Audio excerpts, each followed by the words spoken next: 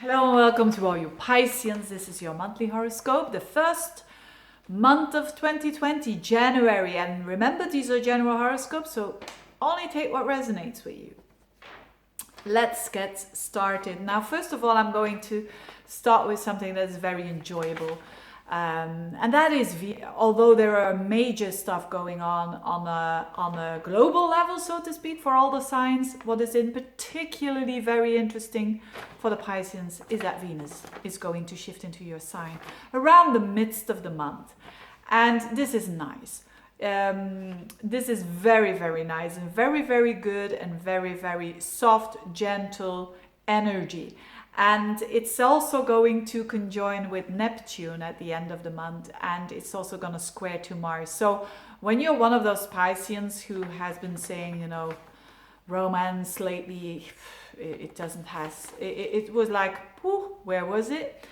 This is a time where you can get a bit more romance, you can get a bit more magic in your life. And do Pisceans need that? Of course they do. It's the zodiac sign that has to do with imagination, that has to do with idealism as well. And so for the single Pisceans amongst you, there could be definitely someone catching your eye, and you don't have to do a lot with Venus in your sign there. It could be someone at work, by the way, because this Mars is in your 10th house of work, so it could be someone at work, but again, these are general horoscopes. But whatever it is, the one pitfall is that you stay with the feet on the ground, okay? But I would say enjoy it. This romantic energy that is coming your way at the very end of the month, that will give you, that feeling that you are connected. And if there's one thing that a Pisces needs, it's the feeling that they are connected. I know that sometimes they say Pisceans, they don't seem to be like that because they swim to the left, to the right and everywhere. Their goal is actually to connect, and to connect on a feeling level. And that will definitely, that passionate feeling level as well, will be possible during the month of, especially the last 2 weeks of the month. So this was a bit of a detail, but it's good news. And at the same time, it's only bad news, again, when you're not with the feet on the ground. But forewarned is forearmed, or how do they say that? Now, let's talk about the big stuff. The big stuff is Saturn and Pluto, of course. They are conjoining each other with each other on the 12th. And that is happening all in your 11th house. I've been talking about this for a long time. I mean, the culmination point is now in January, with Saturn and Pluto are the builders. And they've been in your house of your future. It's a very goal-oriented house, the 11th house. And if you have a business of your own, it's also your income out of your own business. And it's also friends and associations. So all of these areas have been a bit under attack in a reconstructing mode. And there could have been a lot of anxiety and a lot of fear involved with setting up new goals, or with finances, because business was getting not as good as it is normally, with maybe a bit more restrictions there. Or even a friend could have been in trouble, having a hard time with the Saturn Pluto, or giving you a hard time. Could be that there was less warmth there, because Saturn and Pluto are very, very cool energies. So but the good news is, although they come together, the good news is that at the same time your ruler Jupiter is there with the South Node. So the ancient ruler of Pisces is Jupiter, and it's there in your 11th house already from December, but now conjoining with the South Node. So there is something very positive happening as well in that same area, which is a bit weird, but it could mean that a new friend comes along, or a karmic friend is reappearing. That is because karma is the South Node, and Jupiter is very positive and abundance energy. So you're gonna have abundance happening there as well.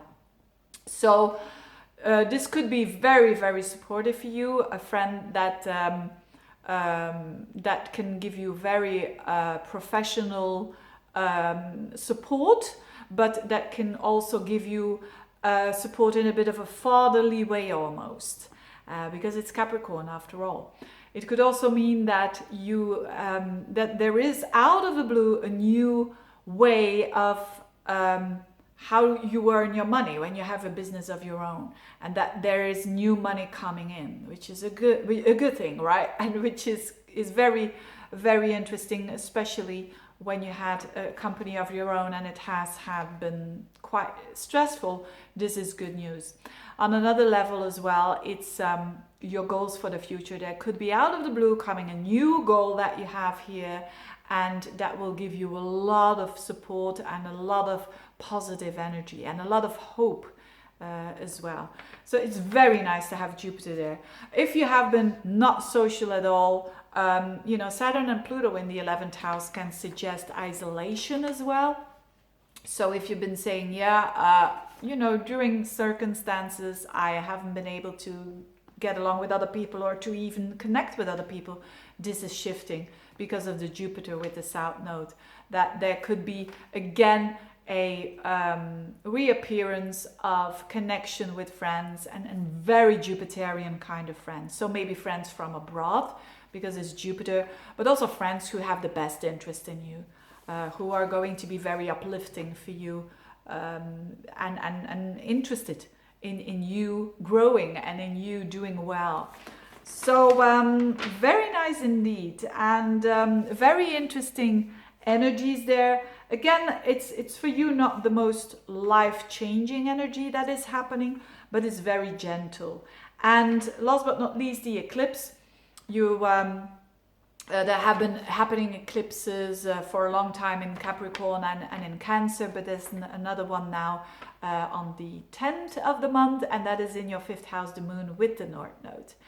And this is it's in Cancer, so this is a very good energy for you because it trines your Piscean energy. The 5th house is a very lovable house. It's a house of enjoying yourself, basically. So the moon there with the North Node is always something new that can appear, and it's something that is out of the ordinary, and that is when you say, you know, my love life, for instance, it's about same old. There is an opportunity now to break that open, to break out. You know that song, of Break Out?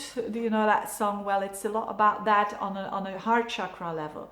So for some of you, this means new romance, and that is establishing itself there, and it is very supportive because it's in Cancer. So you feel very nurtured, or it is a person that is very nurturing towards you, and it's very karmic as well because it's with the North Node. So whether it is female or male, doesn't matter. It has that capacity, that characteristics of nurturing, deep connection, and protective connection as well, but in a good way as it trines your energy. So for the single Pisceans, very good news here. This could, you know, if you have been working towards, if you've been single for a long time and you're done with that, this is very, very good energy. For the ones who are in a relationship, this means that you can have a lot of fun with your spouse or girlfriend, boyfriend, and enjoying yourselves and feeling very blessed and very nurtured at the same time, but also very playful. Of course, this has to do with an opposition. So this energy in your 5th house opposes your 11th house. So yes, your new goals could be a bit in contradiction towards your free time, for instance. But in itself, this is rebalancing it out because these eclipses are there and oppositions are there to find the balance back. And I'm sure you will do that as well. Having said that, I wish you a very good month. Thank you. I also want to thank you, in particular, you dear Pisceans, of subscribing, watching my channel, watching my videos, writing nice comments. It is all very heartening for me, and keep on doing that. The channel is still growing quite fast lately, and I love it.